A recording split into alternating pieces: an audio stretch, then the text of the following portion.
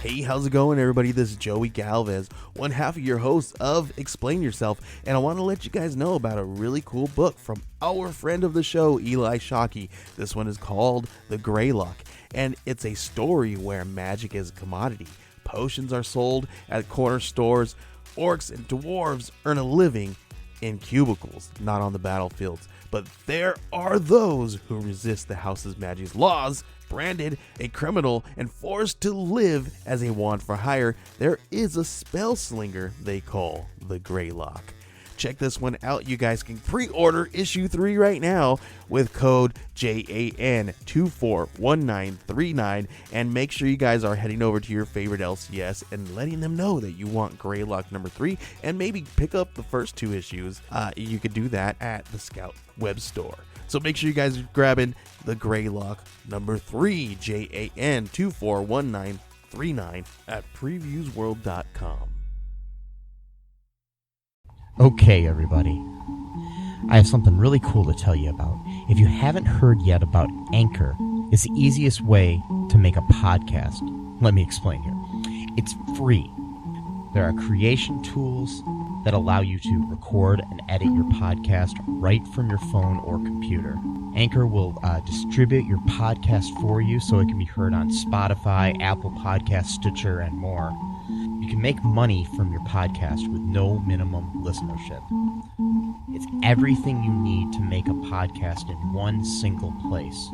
Now, the way that you can do this is you got to download the free Anchor app or go to anchor.fm, and then you can get started. It's really fun. We just switched over recently here at All Too Real 2, and I'm enjoying it so far. So be sure to check it out and let us know what you think.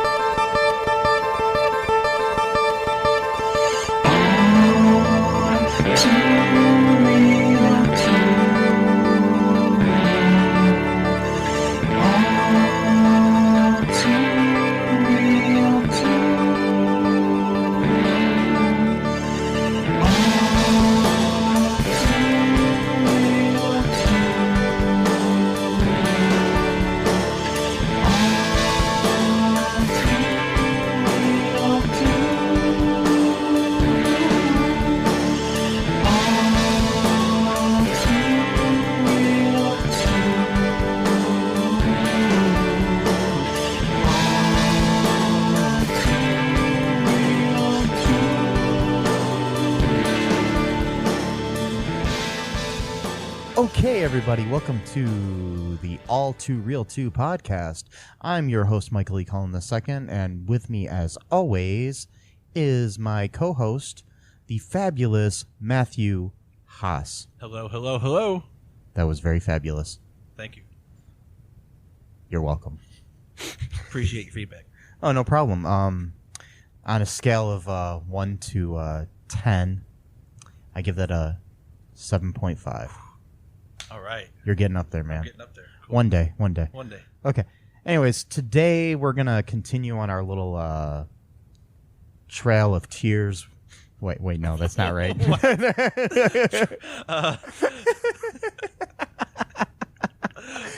Okay, we're going to travel. We're traveling down the road of sad direct-to-video sequels. That's what I was trying to go for with the Trail of Tears. Which is nothing like the Trail of Tears. Not the real Trail of Tears.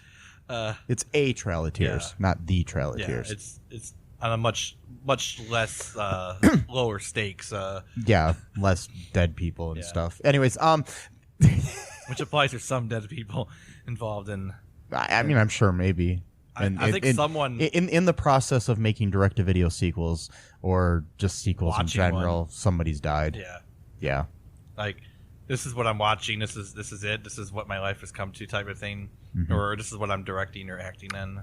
Yes. Rest in peace. Anyways, okay. Today we're covering the first in the American Pie Presents series. American Pie Presents Bandcamp, which is the fourth movie in the American Pie saga. Can we call it a saga? I think we can call it series, saga. There's 4 official American Pie movies, and then there's like 15 of these. No, there's only 4. Oh, actually. okay. There's only actually 4 American Pie Presents Okay. movies. There's this, and there's Naked Mile, and then there's some Beta House or something. Yeah. And then there's I don't know what it was called. And then Book of there's Love, and then there's said. Book of Love. Yeah.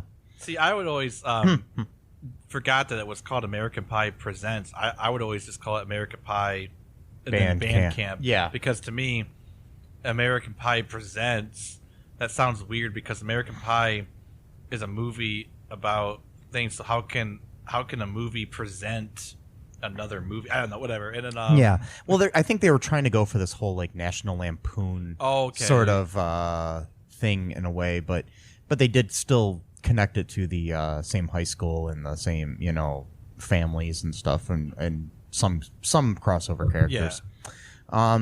So why don't you tell me a little bit about the story here for American Pie Band Camp? Okay, well, basically the whole movie is based on one long sex crime that goes on for about an hour and a half. So we'll just get that out of the way right there, from pretty much from start to finish. So it basically starts off with Matt Stifler, who's the younger brother of Steve Stifler, who is pretty much just following in his brother's footsteps. He's kind of even more of a douchebag than his brother is, actually. And yes, played by this time Tad Hilgenbrink. Okay, yeah, Tad Hilgenbrink. So he was not Matt in the movies. They had a different actor who had since retired. Oh, okay, because he was just like a little kid in those movies. Yeah.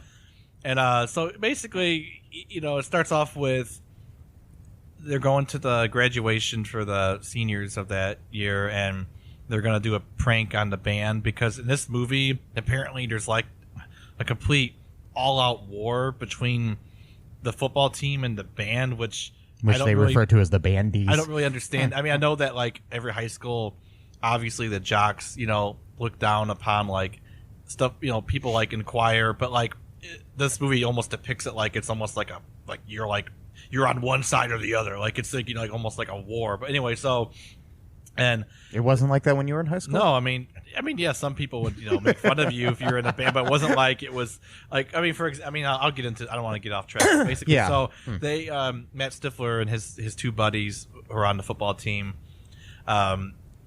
use pepper spray to spray all the band instruments where you have to use your mouth on, so that they'll basically get sick or not be able to play during the ceremony and just kind of ruin their day basically and embarrass them.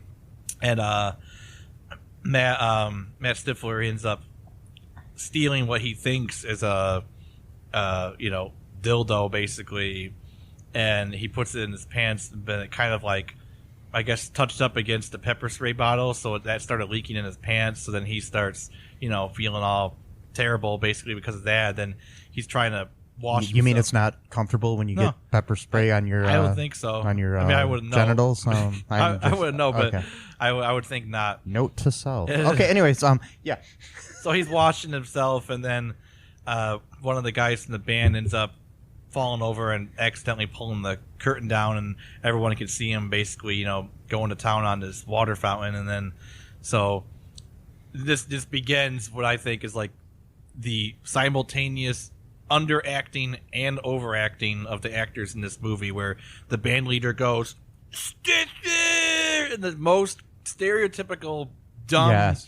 I mean, no offense to the actress, I'm sure she's great, but just from that line alone, I'm just like, I don't like that at all. Anyway, so he then gets sent to the guidance counselor, who's played by the Shermanator, and he claims that he's the actor Chris Owen from the previous, American Pie movies. And also he was in like what movie? He was in like some movies in the 90s too. Like, oh yeah, he's Chris Owen's been in a lot of things.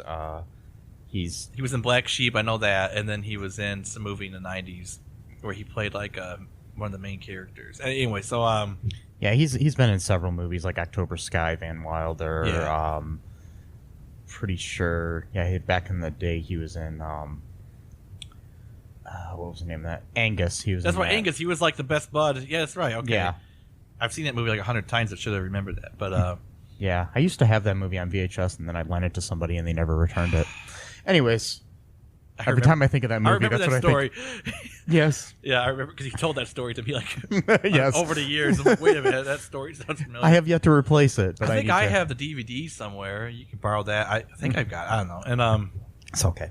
Anyway, it's not that great. We live in the world of digital movies, so we're okay. I liked that as a kid, but I think I've gotten over the Angus fad if there ever was one. But anyway, so the Angus McFadden. The Angus, yeah. Get it? Oh, I'm. You know, it was a fad. Yeah. Okay. Anyways, let's go back to the story of American Pie Band Camp. Okay, so the Shermanator apparently is a time traveler. That's what he says. I'm not sure how that. They're not really sure if this is a delusion or like they're trying to imply that this is real. Yeah, I mean, introducing time travel into an American Pie movie seems very overzealous, in my opinion. But yeah, I mean, introducing time travel into any direct-to-video sequel is a little... Yeah. Wait. Time Cop 2, Or, Sandlot 3. Yeah, but anyways... Exactly. Especially in movies that really aren't sci-fi movies. Like, let's just put time travel into a baseball Time Cop movie. 2 is okay because the movie is about time Cop. travel. Yeah, exactly. And I actually think Time Cop 2 was better than the first one, even though it was really? Yeah, I do. I haven't seen it in a long time. We have to watch it for this. It's all right. I think it's better. But anyway, so he's the guidance counselor, and so we're doing the math here. Okay, this movie was in 2005. Correct. American Pie 1 came out in 1999, so that would mean that this is 6 years after graduating high school, which means that he's 24 years old. And he's already the school guidance counselor. He must have really worked hard in college and, I mean, really just... I mean, I don't know what it takes to become a guidance counselor. Well, I don't know either, but usually they're in their 30s or something and not like in their early 20s doing it. I mean... Usually you have to have guided your life somewhere in the first place to become a guidance counselor. But, I mean, I don't know. So, anyway, so he's the Shermanator or whatever his name is. He's a time traveler, according to himself. And then as his punishment, or rather redemption chance, is to send him to band camp so he can learn from his mistake of, basically bullying the bandeez. Yeah, he just wants him to kind of just become friends with them and stuff. Yeah. In a way, I mean, maybe he'll see how they are, and then he'll realize that he doesn't want to pick on them anymore. Become less like his brother, basically. Yeah. Because Steve Stifler is like just annoying. I do have to say this though. I think Matt, the character that he played, he really did take on a lot of the attributes of Steve Stifler. Like, even the way he talked. It was almost like too that. much. It was almost like a cut. It was. I mean, I remember when the movie first came out, and a lot of the criticism and the different reviews of the movie were basically that he was sort of a carbon copy of Sean William Scott. Yeah, a little bit.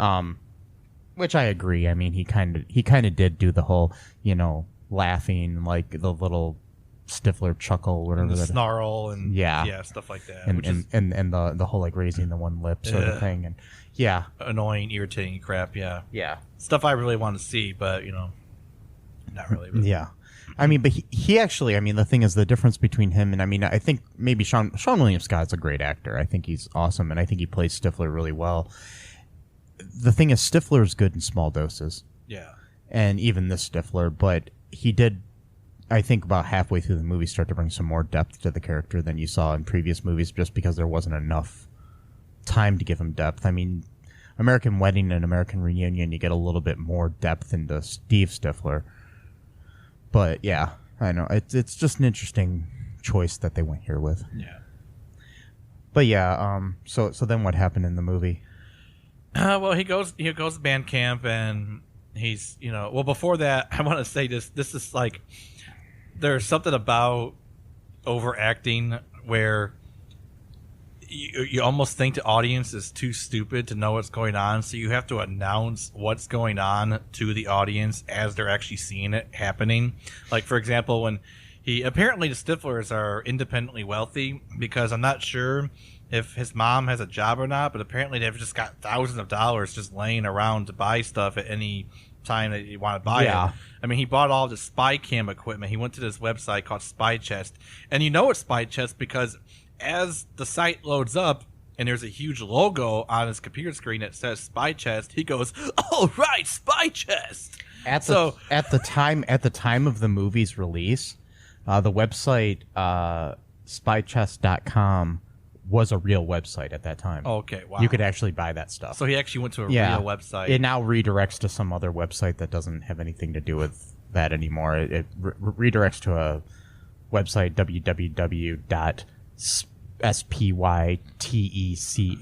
spytex.com, and it's not the same. Actually, let's see what it goes to. Yeah, let's see. Check it out. Yeah. Boom, boom, boom, boom, boom, boom, boom, boom, boom. It goes to a HTTP era 404. The requested resource is not found. Okay. Anyways, Okay, so yeah. cool. So I had to point that out. So he goes to band camp, and he has a bad first day because he doesn't respect anyone there, and he ends up I forgot what he ends up doing. Something where he gets sent to the because rookies, as they're called, are supposed to wear a beanie all year or all summer or whatever. And like this like really uptight rich guy who's like comes from old money, he's like the king of this band camp every summer. He's basically is kind of picking on him, telling him that he's got to wear the beanie at all times. And then that's the character that this actor Matt Barr plays, named Brandon Van de Kamp. Van de Kamp. Okay. Yeah, and just wanted to point out that camp is in his name. Camp is in his name, yeah. Okay. And then so of course it goes into this horrendous dialogue between them that's not really funny at all. And then Stifler says, "Oh, you know what my favorite piece of music is?" And then the guy goes, "I have no idea." "The Nutcracker." And then he hits him in the nuts with a cane. And then they send him to the macro. And the macro stands for the morale and what was it? Crisis something, whatever. Basically, I don't remember. Basically, like a counselor, played by none other than Eugene Levy. Sorry, Levy or Levy. I've heard it pronounced both ways. But yeah, Mr. Levinston, Jim's dad from the other movies. Yeah, he plays the same character. He's taken over for his daughter-in-law because she normally does that, but she got pregnant, so he's taking over. Whatever, and obviously, pregnant women aren't allowed at band and apparently, camp. Just because you're related to someone automatically means you're qualified to get the job. I mean, I don't understand, but my cousin's a nurse. Right. If she goes into labor, can I go? Work in an ER or something. I mean, I'm just checking. I guess that's how it works at band camp. But so he kind of takes the same sort of like fatherly, counselor type thing. He's trying to, get Matt to kind of take a look at himself to see if he really wants to be that type of person, because he's pretty much just trying to be like a carbon copy. Did you mention that his main goal of what he was doing when he comes to band camp? Oh, I'm sorry. Buying the reason he was buying all this spy equipment is because his main goal was to follow in his brother Steve's footsteps to create kind of a Girls Gone Wild sort of video where it's like a bandeez gone wild. And he was going to record all these people, which pretty sure most of these people aren't 18. Right. So I'm pretty sure this is child pornography. Well, he's underage too, I think, at this point. So it's still, even if you're underage, you can get in trouble for child pornography. Okay, wow. I've read cases where like two teenagers are sexting to each other, and they will get in trouble for, even if you're showing pictures of yourself, if you're underage, it's considered child pornography. Even if you're sending it to someone else who's also underage. Yes. Huh. I did not know that. you can get in trouble for sending child pornography over the internet or whatever.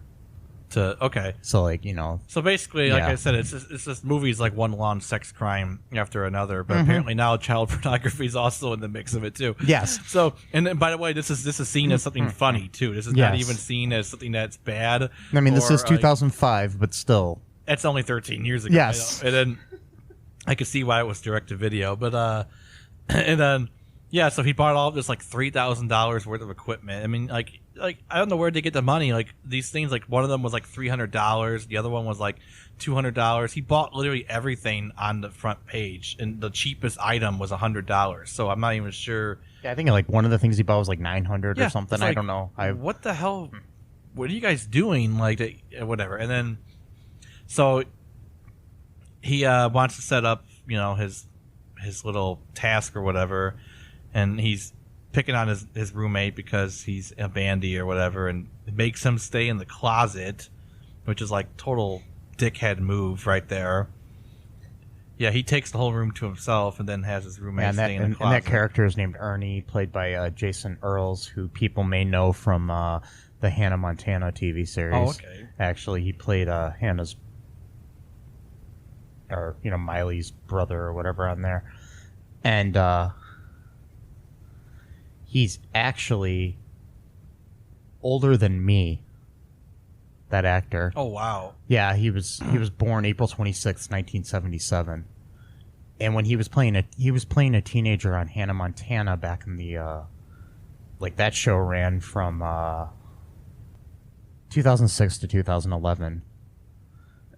So 13 years ago he would have been, if he's 40. He said 76? 77, so he's 41 now. So he would have been 28 when Bandcamp came out. He Yes. looked like he was 15. Yes. Wow. So yeah, just wanted to point that out because I just found that really interesting that he was older than me. He looks really like I thought he was 15 years old. Hey folks, this is Michael E. Cullen II from the podcast that you're listening to right now, along with Matthew Haas. We just wanted to tell you about our great podcast called Super. It's called All Too Real. And on that show, what do we do, Matt? We watch biopics, and then we talk about whether or not the movie matched up with the real story or not. So it was a lot more exciting than that, though. Yeah, so we analyze the real story and the real story. Get it? Get it? Real. Yeah, they're spelled differently, folks. You can guess which one I said which way. Uh-huh. Anyways, so sometimes we have guests, sometimes we don't. But we talk about great movies like Shattered Glass and The Social Network and Futile and Stupid Gesture, among others.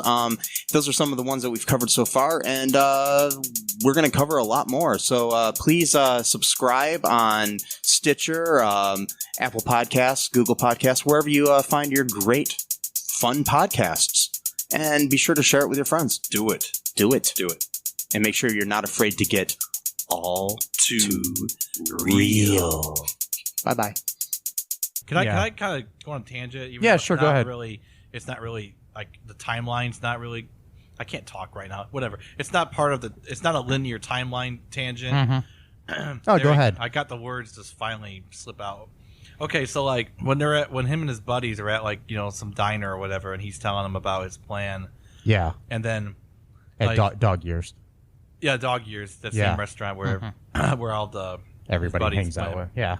And then they have the actor who was also trying to act like another actor, but I'm not sure. But he's trying to act like some other famous actor at that time. I don't know his name, but it's another carbon copy actor. And he goes, "Dude, you don't have sex with bandies. There are standards." Okay, I want to take a break right here. Yes. You're a teenager. Uh-huh. You're 17 years old. Yes. You got all kinds of hormones swimming all over your body. Uh-huh. You're horny all the time. You're on the football team. Yes. You're telling me that there's such thing as standards that you won't have sex with someone in the band, even if you are attracted to them, because of this unspoken war between the band and the football team. Not to mention, Really? every girl I saw in that band was a 10. And the counselors, literally Yeah. everyone, even the nurse who's in her 40s was, pretty attractive. It's She was a former, she's a former actress who was known for Ginger Lynn. She was actually known for kind of like a softcore pornography really? actress. Did these movies. I'm going to go off on a little tangent here about her just because it's interesting. Okay, she was in this series of movies called Vice Academy, which were not pornography, but they had nudity in them and stuff. They're kind of like those Skinamax sort of movies that you would see. Anyways, so when I think I was a teenager at the time, my mom and dad I mean, yeah, but maybe not. Couldn't have been a teenager. Maybe I was like I was probably like a tween, as they call them, or whatever. But anyways, and my sister, who's 4 years younger than me, was there as well. Okay, it was like a New Year's Eve. My parents went out to dinner with some family friends, and so we went over to their house to hang out with my friend who is the same age as me, who is their son. Chad. Anyways, so Chad's mom rented us movies, and she rented Vice Academy, thinking it was Police Academy, which is probably also not appropriate for kids as well. But Vice Academy, which has, like at least topless, if not full frontal nudity in it, and me and my sister and Chad, who were, Chad, I mean, I was probably like 13 at the most or something at the time, and my sister is, like 9 or something. Yeah, we pop in this movie. We're watching it. I mean, it's kind of funny. All of a sudden, there's nudity. I'm sitting there with my friend Chad and my sister, who's like 9. Yeah. Anyways... That was just a little aside. Weird time. So anytime I think of Ginger Lynn, I think of that night where we watched Vice Academy. Did you watch the whole movie? I don't think so. I don't remember. Maybe watch like a half hour and then... Yeah, but I mean, it's like, all of a sudden Ginger Lynn's topless in the movie, and I'm just like... Yeah. Wow. Mm-hmm. And let me mention again, I think my sister was about 9. God. Okay, so, yeah. So having her in a movie was probably intentional then. Yeah, I mean, I'm sure it was like a throwback if anybody that saw Vice Academy. I know who that is. Yeah, type of sort of thing, yeah. And it's kind of interesting because she plays kind of like prudish, in this kind of movie, that was probably intentional. You get it? Yeah. Because we got to do everything ironic in this movie. But anyway, so... That was just like kind of tangent about the whole bandy. Like, we don't screw bandies thing. It's like, yes. Okay, whatever. And then like later on, when apparently like I guess all of his friends are rich too, because they call him from like some club, which I'm not sure how they got into because they're 17 years old, and they're drinking Brazilian rum. They had to mention the fact that it was Brazilian rum, which now you can get Brazilian rum at any liquor store you want, but maybe back then that was like new to Americans. Okay. Yeah, they had to mention it. We're drinking Brazilian rum, like it was somehow. I tried Brazilian rum. No offense, I'm sure that it's great. People like it. I gag from it. Just the taste is just something. And I wanted to like it because apparently there was like cultural stuff that people would actually drink it for like celebrations. So you want to like something that other people like for very good reasons, but I just couldn't stand the taste of it. But apparently they loved it because they were drinking Brazilian rum. Gotta reiterate, Brazilian rum at a club when they were 17 years old. Yeah. So there's underage drinking in this movie. Underage child pornography. Well, mind you, most of these type of movies had that type of stuff in it, but still. Well, that's the thing. Like these movies are like it's kind of like a Porky's type thing. Yeah. Almost. Except with Porky's, it wasn't filming; it was literally watching it live. Yeah. But which is kind of worse, and I guess. But this is kind of like a Porky's for the technology generation. Yeah, the digital age Porky's. Yeah. And so I'm kind of going on these tangents. I'll try to get to the plot. Back to the plot here. Plot. So he keeps losing points for them because of his misbehavior and a lack of respect for the traditions and everything. And and the point system is something like whoever has the most points at the end of the summer wins something. They don't even really. It's some kind of band cup. Yeah, that's right. The band cup, whatever that. Yeah. Wow. It's probably made out of plastic. And yeah. But they really care about this band cup, so this two guys from the band kidnap him at night, and they super glue his beanie onto his head, and then fill his nostrils up with peppermint toothpaste as punishment for the pepper spray earlier in the year. Which, that's kind of fine. They said this was punishment. I'm thinking, peppermint toothpaste versus pepper spray. I'm not sure if that's equal punishment, but Well, the thing is, it's in your nostrils. It doesn't matter what it is, honestly. Oh, that's I mean, true, it could, you could put, cinnamon toothpaste. That would cinnamon, be really bad, but yeah. So he gets his nostrils irrigated by the nurse who was, as Mike mentioned, was in a series of like Skinamax films back in the 80s and 90s. And then Eugene Levy's character, Mr. Levinson, is trying again to get Matt on the right track, to make some friends and to earn their trust. And he does a Stifler, why would I earn their trust? It's like just like your fucking brother. Like, act like a different person. Like, I get it that you're his brother, but like nobody literally is a carbon copy of their sibling. They still have their own attributes, but whatever.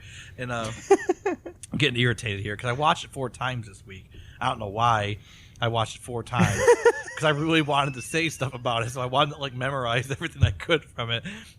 But I'm kind of like, I watched it twice. I'm kind of like abstract here. Like, I thought like I had a good linear No, that's understanding okay. of the We're film. good. We're good. And you just want me to keep talking? And Yeah, go ahead. You want me just to run myself into a wall or something? So, okay, you want me to finish up Why the don't plot here? You could do it. You could guide me at least. Okay, I'm so not just, like- basically, what happens next? Let's. Okay, basically, what ends up happening? Okay, he goes through this stuff. He kind of realizes that he's got feelings for Elise, who is the main band chick, who he kind of used to be really good friends with when they were little. Mm-hmm. She is played, I think, honestly, she's my favorite part of the whole movie, by Ariel Kebbel or Kebbel, Kebbel, whatever that is, who I'm actually kind of surprised she's kind of appeared in other things since then, but I'm surprised she actually wasn't a bigger star after this. Maybe this movie kind of cursed her. Who knows? But yeah, I mean, she's been in things like the Grudge 2, The Uninvited, John Tucker Must Die, Think Like a Man. She was on the TV series Midnight Texas. I mean, Vampire Diaries for a while too. I mean, but I just kind of thought she was going to be a bigger star because she was actually. I mean, I kind of had a crush on her when I first saw the movie back in 2005. She had that cool early 2000s look. Yeah, I mean, she kind of had that Mandy Moore sort of look, that Mandy Moore or Jessica Alba sort of kind of like. She kind of looked like a combo of those two. Anyways,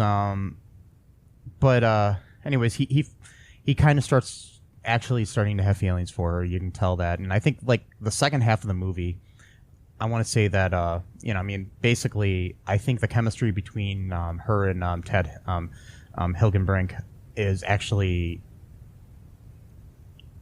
decent. And I actually enjoyed the film, which is really surprising.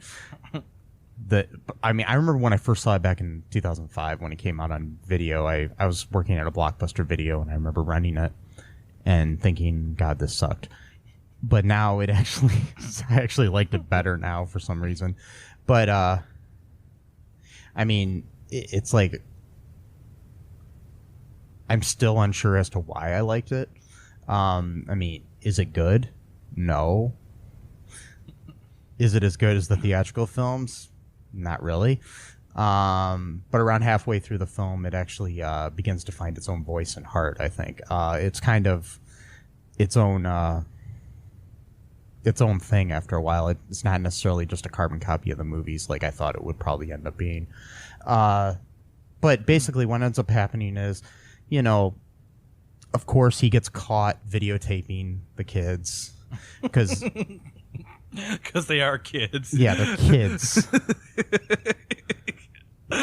He gets caught doing videotaping the kids take showers. Child pornography, which he was hoping to release on video through his brother's Girls Gone Wild type company. Release this for profit. Yeah. I'm still trying to figure this out. Who was going to pay for this? And not think they were going to get arrested by the government. So continue. He got caught taping the kids. And then what happens? Nobody reports him to the police or authorities whatsoever. They just want to throw his laptop in the river. They just get mad at him. Yeah. And basically, they're not his friend anymore. That's his punishment for videotaping kids take showers. And that's what happens when you become a child pornographer. You just lose your friends. We're not going to be your friend anymore.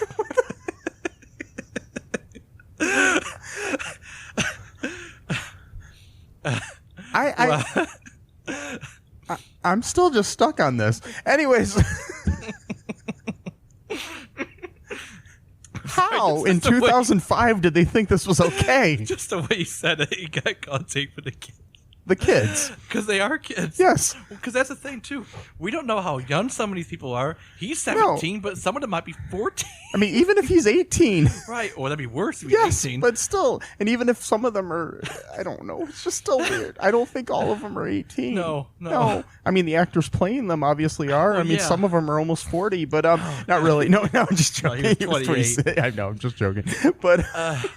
So he gets caught taping the kids, and then they're like, "Well, we're not going to be your friend anymore." Basically, because what happened was his cheerleader friends came to the camp for some reason to do something. Well, they were going to be part of the show or something. Because the cheerleaders joined with the band. Yeah, which made no sense. Anyways, I know. But they were going to start spreading the words that he was a bandy, and then anyways. Oh no, that's so terrible. So he had it's like, hey, it's not as bad as being a child pornographer, obviously. Apparently not. So I know. Here. I mean, it is worse, actually. I mean, in this world. I'm going to... These cheerleaders I don't even like that much. I only like one of them, and I just tolerate the other three because they're always with her. Yeah. And one of those friends, not the one I like, one of her friends is going to threaten to email... By the way... email, not post on Facebook. Well, because Facebook there wasn't really exist. Facebook. There wasn't Facebook until like 5 years later or something. Well, yeah, and then there was MySpace, but yeah, I'm going to email everyone that you're a bandy. He thinks, no, child pornography is better than being called a bandy. Because that's the Stifler mentality, I guess. Whatever's the worst option, that's where you're going to go. Okay, so... Anyway. Yeah, anyways, then... Anyways, so, like... He decides that he wants to try to redeem himself after getting caught. Taping the kid. Yeah. I just can't get over that. Me either. Okay, but you remember that? Oh, sorry. Go ahead. Go ahead. Neil, go ahead. Well, you remember that moment of redemption, though, where he sees Elise taking off her shirt in the shower, and then he puts the laptop down, and then his roommate's like smiles, like, "Oh, he's becoming a good man now." It's like, no, he's not. He's still committing a sex crime. Just because he's not watching her take the shower doesn't mean he's still not recording it. But that was apparently like. He's such a good man because he doesn't want to watch the one girl get undressed, but he's okay watching his roommate have sex with a girl, and the big black dude, whatever his name was, have sex with the one of the camp counselors who, I mean, I'm not trying to be. She looks like a porn star, and I don't mean that in any. I mean, like, she just looks like she's got like the great, she's very attractive, like. From what I understand, she's not a porn star, but she was a Playboy playmate. Oh, okay. So you were close. Anyways, because apparently everyone who works in this place. That's Angela Little was the name of that actress. Okay, and she was actually kind of good though. Yeah. She didn't have a lot of lines because let's face it, this is a guys movie apparently. Yeah. Guys who are into taping and talking about people who were much older than the characters they were playing. She was born in 1972. Okay, so she would have been 33 at this time. Yeah. In life. Okay. Yes. She looked pretty good. Yeah. For 33. I mean, I'm not saying that you can't look at 33, but I mean, she looked like she was like. She still looked like a teenager. Right. Yeah. But yeah, suffice to say, she didn't have a whole lot of lines. None of the women did, except for Elise. Elise and Chloe are probably the only female characters that had any kind of. Chloe, who was played by Crystal Lightning. Right, I looked her up today. That's a great name. Yes, Crystal it is. Lightning. Is that a real name or is I don't know. That's such a cool name, though. Crystal Lightning. Yeah, she's actually a musician. It was Crystal Lee Lightning as what she went by in this movie, but I don't know. I wonder if that's her real name. She was born in 81 as well, so they were all a little older than the characters they were playing. Which is fine. That's yeah, usually what it's happens. perfectly fine. I believe that's her real name, according. It doesn't say anything on Wikipedia about that being a different name. Anyways, so basically, his way of trying to redeem things is he remembers because earlier he needed to get things out of his system when he went to the nurse, and they used Ipecac, which makes you throw up. Oh yeah. Anyways, he remembers the Ipecac, so he goes to the nurse's office, obviously, and gets some, and then he pours it into a big thing of Gatorade, grape flavored Gatorade that was supposed to be for Brandon Vandekamp's group of people.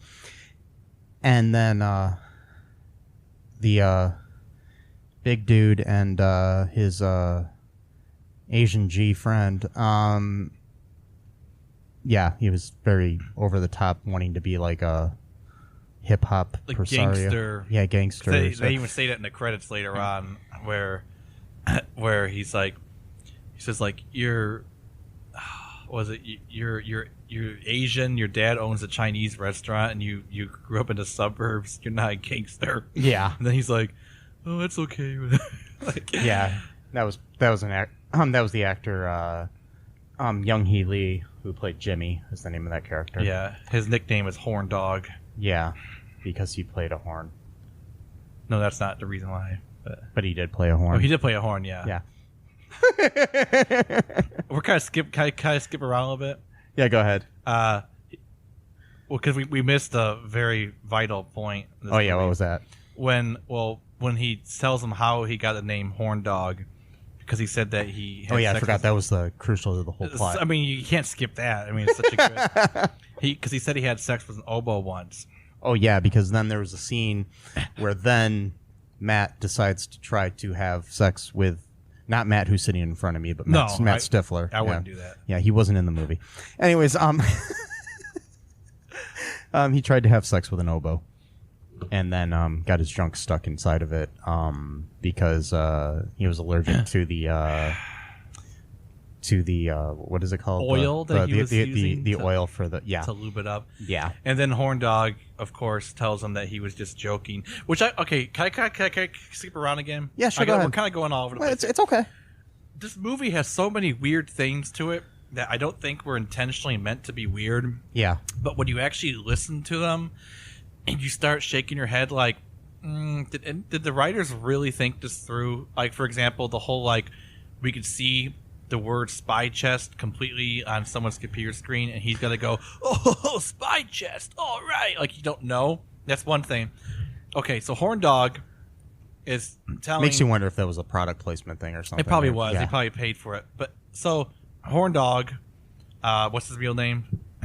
Jimmy, The character. Jimmy / Horn Dog. Yeah. Is saying that he he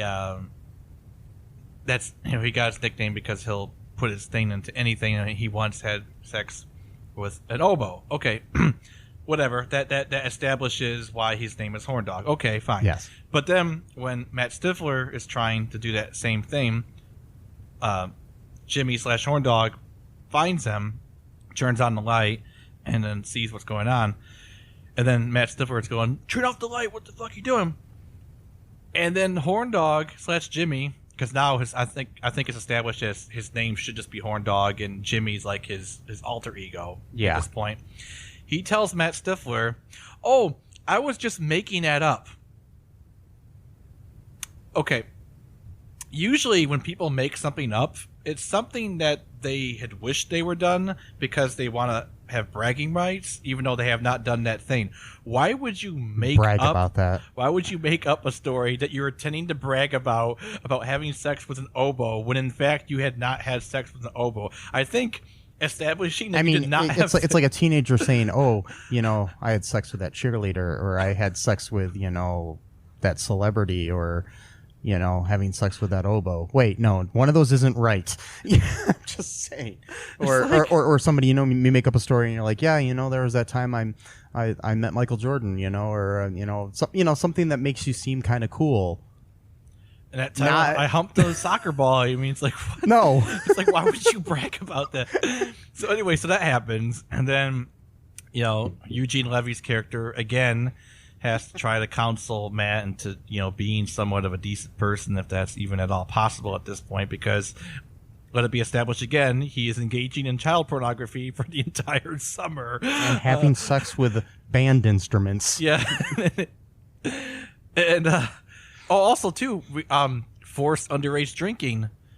Because he put all those bottles of rum, it may have been the Brazilian rum that his friend was talking about. So he was drugging his friends. He was drugging his friends. He put 2 entire bottles. I don't know if anyone is a drinker. I'm not really much of a drinker. But rum is pretty high in alcohol content. You put and 2 obviously, full bottles. based on how quick Elise got drunk afterwards, when you watch the movie, She only took. I think that was a little bit overacting. Myself, that's what I'm saying. But still, Based on the film school drunkenness of her, that's what I like to call that. the film school of drunkenness. Film school drunkenness. Because, okay, if anybody's ever gone to film school like I have, when anybody makes a movie that involves drugs or alcohol, the moment somebody takes a pill or drinks, they're wasted. It's just like any movie you watch. Right. It doesn't happen that quick. No, at all. Nothing. It's just funny when you watch these movies. So I always refer to it as the film school. The film school of drunkenness. Yeah. So okay. Anyways, So he gets everyone yeah. drunk, and then but so now we got multiple sex crimes going on now because we got the taping going on, but now we're getting people drunk without their knowledge of consent, so that they will be more inclined to have sex, which is actually considered rape now. Oh yeah. I mean, I think it's always been considered rape by people who have actually gone through that ordeal. But nowadays, it's actually considered rape pretty much by anyone with like a conscience. Like, yes. Like I think even legally speaking too. Like if you get someone drunk to the point where like they're slurring their words and you have sex with them, you can actually be tried for. You can get tried because they don't have the mental capacity to like actually know to consent. Yeah. I mean, like if you have like one drink or something like that, that's one thing. But like he put 2 bottles of rum into this slushy machine because it was a slushy. That's another thing. I can't bonfire slash slushy party. I've never heard of a slushy party in my life before. That's a new thing to me. Yeah, you haven't? No. Apparently, it's a 13-year-old party that's been going on though because that movie came out. We used to have them all the time back when okay. I was in high school. You know, we have every Friday. It was like, hey, come on over. We're having a slushy party. Slushy party. Sounds kind of cool. About the closest I have to that is we would go to the 7-Eleven and buy a Slurpee. Yeah. But yeah, Slurpees aren't as good as slushy. No. It's not the ice. It doesn't have the ice. Oh, yeah. Slushy's got the ice. That's what. well, makes that's like it I mean, I used to like slush puppies though. Yeah, slush puppies from In-N-Out Mart. Oh my god, those were good. Those are great. Oh yeah. Anyway, sorry. Anyways, In-N-Out Mart was a gas station in our neck of the woods. If you're not from here, that's what that is. And, yeah, it's not the burger place in L.A. Yeah, it's not. There's no burgers there. God, those burgers. I never had one before. Oh, I want to try one. We should go fly out to California right fly now. out to California right now, and Okay. go get an In-N-Out burger. Are they really that good? Oh my God, it's the best hamburger I've ever had in my life. Wow. I wonder don't what know they why. do to it. That's so. But they're okay.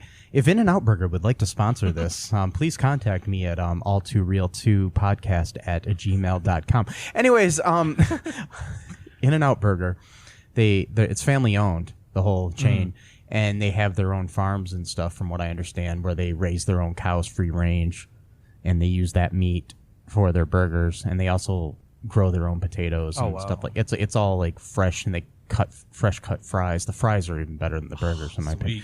But yeah, it's oh my God, it's like heaven on a bun. Remember that.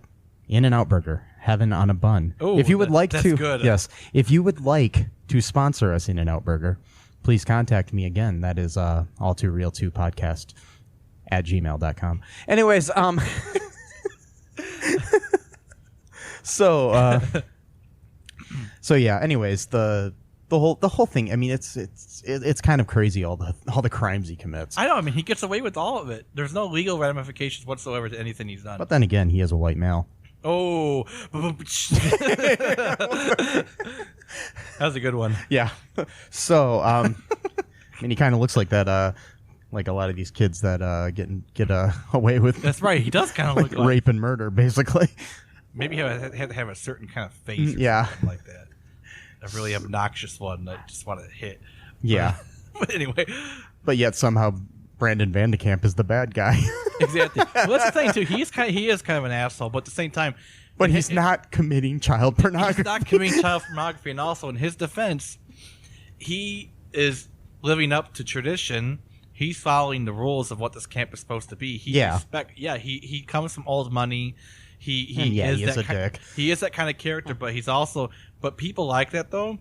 They also respect tradition, and they're very serious about it. So they don't like it when some newcomer just comes in and doesn't respect anything of what's going on. I would be pissed off too, even if I wasn't an asshole. Oh yeah, and skipping around too a little bit, there is that scene where he challenges. He challenges Matt Stifler to a. No, Stifler challenges him. Yeah, Stifler challenges him to what he thinks is a fight, but it actually ends up being a like band off or something. I don't know. Band off. Yeah, pretty much. And then Stifler tries to play his little triangle, and it sucks. And then he leaves, and they think he's forfeited. And Brandon wins the thing, and then East Great Falls is going to lose a bunch of points. So tell him what happens next, though, please. Yeah, he comes back in wearing a kilt with some bagpipes. Thank you for bringing this up. I want to finish. I'm going to say something afterwards, but thank you. And then he plays on the bagpipes, play that funky music, White Boy, and wins over the crowd, and somehow wins this band off. Even though it wasn't as good as the drumming whatsoever. The drum. Yeah, and he moons the crowd at one point, too. Yeah, he's not wearing underpants because apparently he doesn't like to wear underpants because earlier in the movie... He was freeballing. He was freeballing when Chloe, who is Elisa's best friend, tricked him into coming to their room for a party because they wanted him to get naked so he could go out and get beer for them and then lock the door so he'd basically be naked. That was their plan. It didn't turn out too well. They both got in trouble, but whatever. So that's early in the movie. Thank you so much for bringing that up because I was going to talk about that earlier and I forgot about it. And you brought it up and that makes me so happy because I get to complain more and I love complaining. And so my question, yet again, why did Matt Stifler bring the kilt and bagpipes? Or if he didn't, where the hell did he get them from? Because typically, I don't know about you, I've been to a few high school football games in my day. I've been to some college football games in my day. I used to work at a university during football games, high school and college. I've seen several bands play in my day. Several high school bands. I had a friend when I was in high school who played for a high school band that won state and national competitions in band.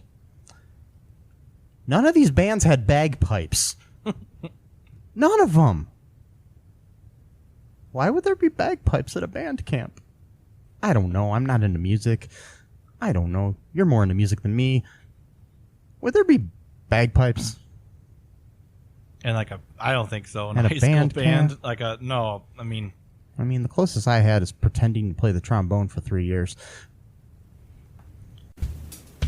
Hi, folks. This is Michael E. Cullen II from the podcast that you're listening to right now, along with manager Matthew Haas. You got promoted? Yes. Damn it. Okay, anyways, folks, do you like the show Superstore? Well, I don't know. I asked the folks and nobody's answering me. Because they're not here. Oh, but we love damn it. Yeah, we love it, though. Okay, folks, if you like it as much as we do, you're really going to like the Super Story podcast, which is a podcast where Matthew and I go episode by episode and give our little opinions and thoughts on it. Sometimes we have guests, sometimes we don't. Just depends on how we're feeling. Yeah. And, so if you like this podcast and like our little crazy banter, then you should definitely check this out. Or I might get sad. And when I get sad, it gets pretty sad. Yeah, so I can't deal with him when he's sad. Yeah, no one can really. So yeah. So check out Super Story Podcast right here where you get this podcast, Super Story Podcast. Step 1, dramatic introduction. I am Magus Elgar. Magus Thatlor Elgar is one of the more respected casters in all of Hearth. The dragon bone plate in my skull probably needs its focus enchantment line. Though don't expect to go under his tutelage unscathed. Well, you know what they say. Pretension can turn intention into the best retention. Nobody says that. No, not really. You can hear Magus Elgar and his exciting adventures. Visit MagusElgar.com to download your copy today. Another thing, too, about that whole thing, because he said, again, which is weird, the guy who's like 28 years old and he's playing a 15-year-old, I forgot his name. The Jason Earle's character, Yeah. Ernie is the character's name. Ernie starts getting really annoying halfway into the movie. Like, he's just like, hey, like some little kid. He's like, are you really Scottish? I'm like, why would you have to be Scottish to play bagpipes? That's number one. Maybe his family's original name was like Mick Stifler or something. I don't know. Maybe. Number two, bagpipes are notorious for being one of the hardest instruments to play. And then he says that his mom made him learn an instrument, so he picked what he thought was the most annoying instrument. Fair enough. It's also one of the most hardest instruments to play. So you're telling me that Matt Stifler, who apparently is just like a complete all-around douchebag, somehow has a talent to play the bagpipes? Whatever. And then I don't think they think He's this like stuff an through. onion. There's many layers to Matt I don't think it is. I okay. think it's accidental onion. I don't think they intended any of this like character depth. I want to come up with a movie now called Accidental Onion. Or a band. Something. Accidental. Yeah. I think it was an accidental onion. I don't think it was at all intentional. But whatever. I guess it worked in their favor. But so, sorry, we kind of jumped around. This is not a linear description of this movie whatsoever. It's okay. We kind of went from the beginning I'm to assuming whoever's listening to this has seen the film. hopefully. And So the way he ends up, tries to redeem himself by back to the whole like Ipecac. Oh, yeah, that's right. Situation. That's another thing. He's planning to poison people. yeah, so that's the third That's another crime. That's the third. So he's trying to poison the other team by dumping an entire bottle. But he of had this already, he had already poisoned his high school band at the very beginning That's of the right. movie. Oh, too, we got a third sex crime though, because we got 3 sex crimes, and then the fourth one is the poisoning. The third one's when he jerked off into an entire bottle of suntan lotion. Oh yeah, Which, and yes, let's think about that. He filled up an entire bottle apparently with his own semen. Okay, that's whatever. And I guess he was saving. Yeah, I don't want to get into that, but yeah, it's a disgusting scene because earlier in the movie, Van de Kamp put a bunch of saliva into his grape soda and switched cans, and that's what made him get sick and thought he was poisoned, which is how he learned about the Ipecac syrup. So then later on, I'm pretty sure that saliva can't poison you. Yeah, whatever. So as punishment later on, by the way, this was not Matt Stifler's idea. This was Ernie's fucking idea. Yeah. Ernie apparently has got a much dirtier mind than he lets on, because that's pretty fucking gross. But so you basically got a disgusting scene where he apparently masturbates into a bottle of suntan lotion, An empty bottle, replaces it, and then asks the counselors to flirt with them to remind them to use their suntan lotion because they don't want to get chapped for their performance. So then they go, "No, we do not," thinking that they're being flirty or whatever. I don't know. I'm not sure how these people react in real life, but like, but then Brandon and his buddies put semen all over their face. that was such a disgusting scene. That scene I could have done without. I mean, there's a few in this movie I could have done without, but that one's just. I mean, like in the first American Pie movie, it was seen as such a gross big deal when Stifler basically finished into a cup, but he wasn't trying to do anything with that. No, somebody else did. Oh, that's right. And he drank it. Okay. And that was seen as like this gross thing, which it is. The thing is, though, that was unintentional, and that was still seen as horrible. This was an active plan, which, again, is sex crime number 3. I hate to even mention this, but this is part of the movie, and we're talking about this movie, so you gotta mention all of his crimes and immoralities because there's many. And you know, we've got 3 sex crimes and 1 attempted poisoning. So, really, he should have been two attempted poisonings. That's right. He should have been in jail for any number of these things. I mean, I don't care how old he is. He could have been 13, but again, 2005 was a simpler time, I guess. So, yes, this was a. Is it simpler? I don't know. I don't know. Anyways, so basically, what ends up happening is they switch the Gatorade, or Kool-Aid or whatever the hell they are, coolers, the lids for them. So because the guys from East Great Falls want grape instead they of don't want orange. don't want orange. So that ends up giving them the one with the Ipecac. Yeah.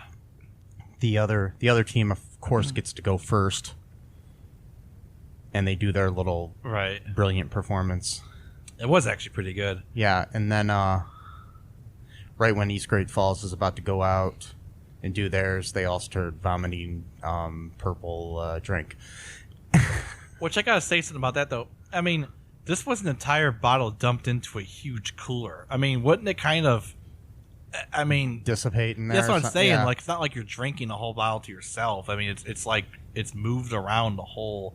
I mean, I don't know how Ipecac works. Maybe, I don't know either. Maybe you only need a little bit to maybe create the gag reflex thing or whatever. I don't know. The whole. So they throw up, and then they ruin their chances of winning the cup. The band cup, but, and then there's another thing. There's another crime committed right before this happens. Oh, really? It's not committed by Stifler. It's committed by the whole East Great Falls team. Right after they drink their grape drink, they all litter. Oh, that's right. I was gonna. It bothered me. Throw their cups. The second time I watched the movie, I noticed it more, and I'm like, they're just throwing their cups on the ground. They're like, we're gonna win this, and they throw them down. It's just like they're littering. It was, and that's the worst crime of all in this whole movie. The whole movie. Wait, no, it's not. Crime. So Stifler committed 5 crimes in this movie, and then the rest of, I think they should just shut down East Great Falls. I think so. I mean, but yeah. Anyways, so then they lose the thing. Tad and his, I mean not Tad. Is it Tad or Brian? What is it? Brandon and his band win the whole thing. Yeah, of course. And then they go home, and Brandon wins a scholarship to the Robard School or something. Made up school or whatever. I don't know if that Robards or something. I don't know if it was a tribute to Jason Robards or something or what. I don't know. But I don't know why you would have a tribute to Jason Robards in an American Pie movie, but let's just go with that. I mean, he was a great actor, but let's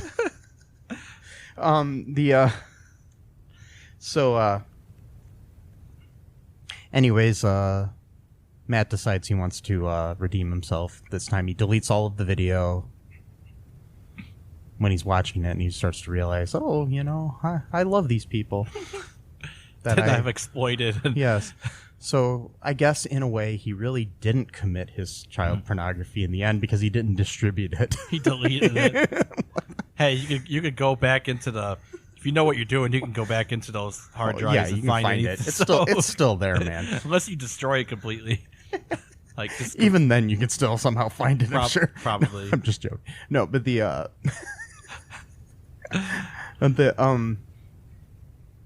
but anyways, he deletes that, and then he decides to help. He wants to try to help get Elise her little scholarship to the not little scholarship, but her scholarship to the Jason Robards School, and they create a fake letter from the dean of the school or something. Crime number 6, fraud. Yeah. Yeah. Sorry, I mean he's totally he's totally pulling a Catch Me If You Can sort of crime here, and does he even have the intelligence for this stuff? I don't think I don't know. Again, accidental. But he did get the whole band involved, so I'm sure between all of them they have the intelligence. And with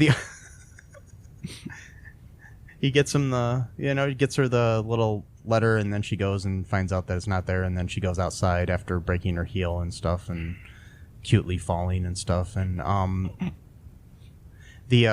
He's playing his bagpipes in a tuxedo. And then all of a sudden the whole band appears behind him and they play the song. The dean comes out, hears the song, and then it's like, hey, let's go talk about that scholarship. And then it turns out that Brandon Van de Kamp plagiarized the song that he played at band camp. And then Matt and Elise kiss and the credits roll. Yeah, no punishment for anything he's done.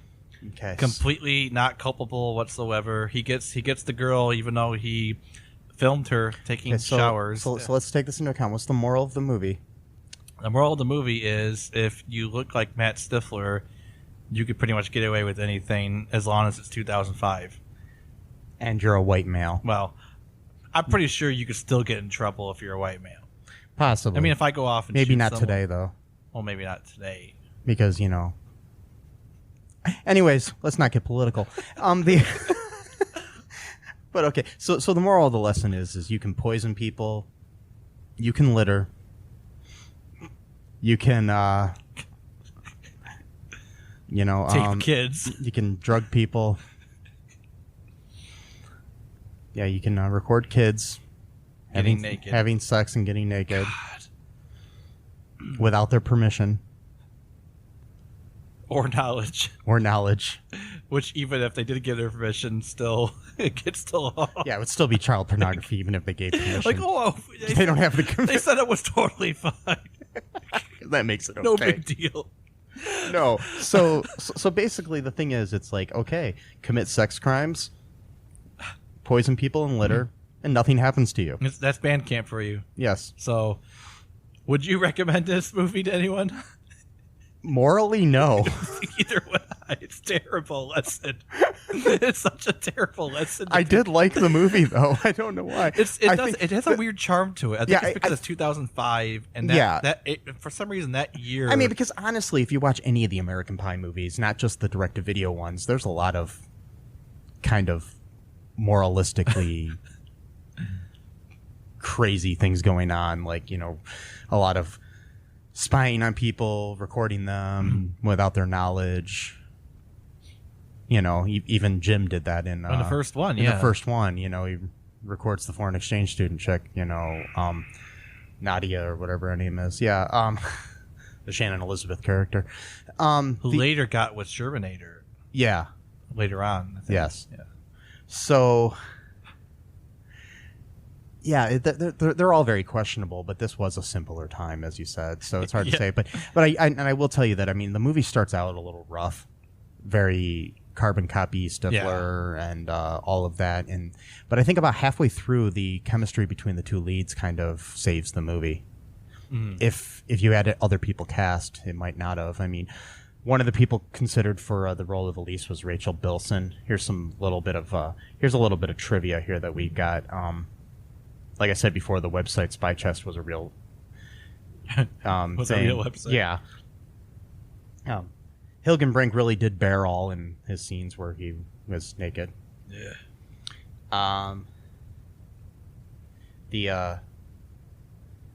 He bared it all. Here's another thing. This is almost like a crime committed on the set. Tad Hilgenbrink really bared it all in the scene where he undresses in front of the girls while playing the trivia game. He didn't inform the girls in advance, who were expecting him to keep his privates covered somehow, so their reaction is quite genuine. Wow. Pretty sure that's a crime. Yeah, I think. I'm pretty sure in today's day and age, in the Me Too movement. Oh, that. Yeah, he would have definitely definitely would not go over well at all.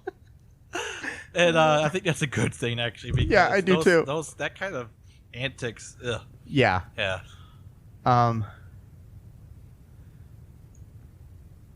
Wow. Yeah, the Eli Marenthal, who was the original little brother of Steve, had abandoned his acting career in 2004. Probably because of having to play Steve Stifler's younger brother. Yeah, and prior to this was the first time that Matt Stifler got a first name. In the previous movies, he was just referred to as Stifler's little bro. Oh, wow. Yeah.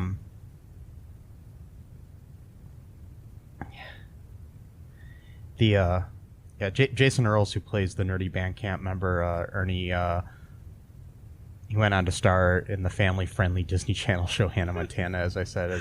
And again, he's like, 90 years old and playing a teenager. But anyways... 90 years old. Wow. No, he's like 28 at the time. Okay. Wow. But yeah, it's just kind of funny. He went on after this to then appear in like a really family-friendly TV show. Right. He did the reverse Miley Cyrus. Wow.